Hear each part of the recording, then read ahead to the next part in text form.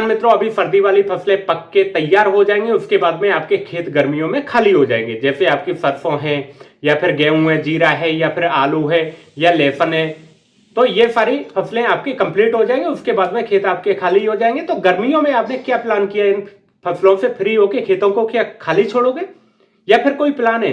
अगर आपके पास कोई प्लान नहीं है तो मैं आपको कमाई वाला प्लान देता हूं ना, मैं हूं ना। तो दोस्तों, रघु त्यागी और आप देख रहे हैं रघु A to Z समाधान। दोस्तों, आज मैं उस फसल के बारे में बात कर रहा हूं जो गर्मी के टाइम पे खाली खेतों से आपको 2.5 से 3 लाख रुपए प्रति एकड़ की कमाई कराने वाली है। वो फसल 8 से 10 हजार रुपए कुंटल बिकती है और 25 से 30 कुंटल प्रति एकड़ की पैदा दे सकती है आपको।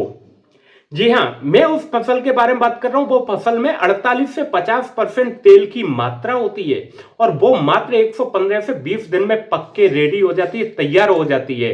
तो उसका अभी बोने का बिल्कुल सही सटीक समय है। उसकी अगेती जो वैरायटी है उसको आप आखिरी जनवरी से लेके और 15 फरवरी तक बो सकते हैं और उसकी पछेती जो वैरायटियां हैं उनको आप 15 फरवरी से लेके 15 मार्च तक बुवाई कर सकते हैं। मैं बात करने वाला हूं सूरजमुखी के फूल की खेती के बारे में। दोस्तों, सूरजमुखी की खेती के लिए मिट्टी की अगर बात करें तो रेतीली दोमट मिट्टी सबसे अच्छी होती है, लेकिन जरूरत पड़ने पे चिकनी दोमट या फिर गाद वाली मिट्टी भी काम आ जाती है। इसके बीज को बोने से पहले का तरीके की बात करें तो कंपोजिट वैरायटी का 4 किलो प्रति एकड़ या फिर हाइब्रिड वैरायटी का 1.5 से 2 किलोग्राम प्रति एकड़ की जरूरत पड़ती है।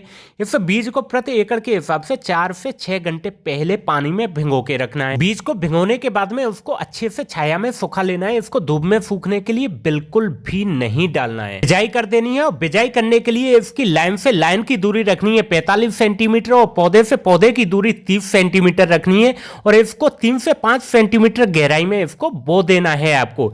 इसी में हाइब्रिड वैरायटी को 1.5 से 2 किलोग्राम बीज प्रति एकड़ के लिए लेना है और 8 घंटे तक पानी में उसको भिगो के उसके बाद में छाया में सुखा के उसको लाइन से लाइन की दूरी हाइब्रिड की रखनी है, वो 60 सेंटीमीटर की रखनी है और पौधे से पौधे की दूरी 30 सेंटीमीटर और उसको 3 से 5 सेंटीमीटर गहराई में आराम से अच्छे से बो देना है। सूरजमुखी की बिजाई के लिए बीज की वैरायटी की चुनाव की अगर बात की जाए तो जनवरी में बिजाई करने के लिए KBFH1, PAC36, MFFH8 और PCFH 234, KBFH44, PFH 1962, HFFH 848 का बीज का ही इस्तेमाल करना है आपको। और अगर इसी को आप फरवरी और मार्च में पछेती वैरायटी का चुनाव कर रहे हैं, पछेती आप बोना चाहते हैं, तो उसमें MFHF 17, PAC 1091, सनजीन 85 और प्रोफिन 9 बताई गई वैरायटियों का ही आप चुनाव करें।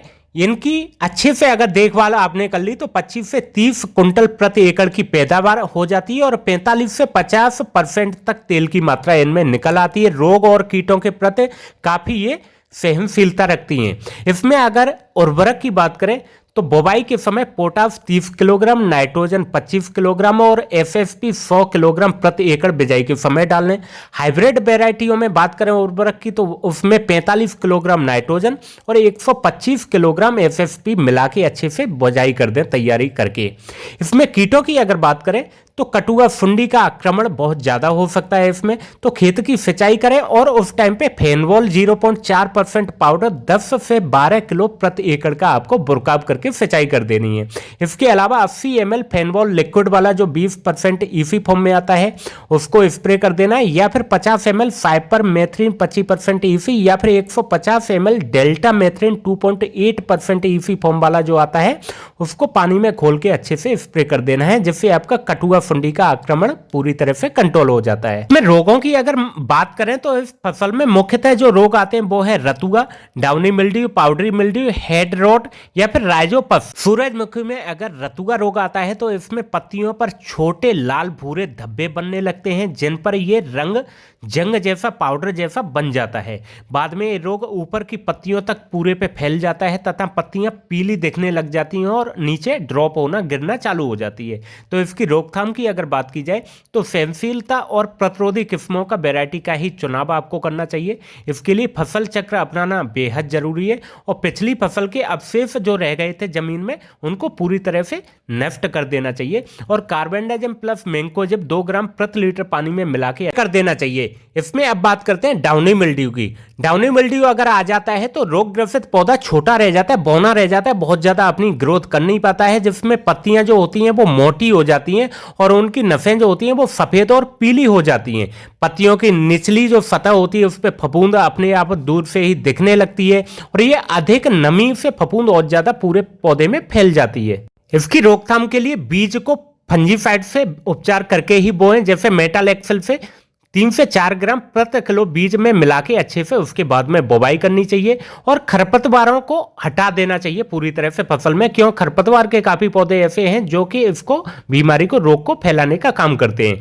और बाद में इसके लिए सल्फर प्लस टेबुकोनाजोल को 2 से 2.5 ग्राम प्रति लीटर पानी मिला के अच्छे से स्प्रे कर देना चाहिए। इसके बाद अपन बात करते हैं पाउडरी मिल्ड्यू की। इस रोग के कारण पत्तियों पर सफेद चूरन जैसा दिखाई देने लगता है। पुरानी पत्तियों की ऊपर की सतह जो होती है उस पर सफेद पाउडर पूरी तरह से फैल जाता है। पाउडरी मिल्ड्यू जैसी खतरनाक बीमारी से बचने के लिए पूरे खेत को साफ सुथरा रखना चाहिए। इस बीमारी से बचने के लिए अगैती वैरायटियों को ही प्राथमिकता देनी चाहिए।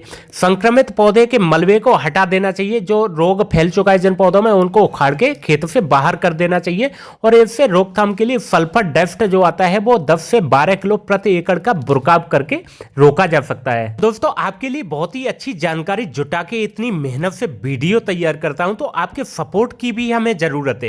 इसलिए वीडियो को आप लाइक करें, अपने यार दोस्त रिश्तेदारों तक शेयर कर दें और चैनल को अभी तक सब्सक्राइब नहीं किया है तो उसको सब्सक्राइब कर लें, जिससे कि आने वाली सारी वीडियो आपको मिलती रहे। और बेल आइकन को जरूर दबा दें जिससे कल आने वाली वीडियो की नोटिफिकेशन आपको मिल जाए। जय हिंद।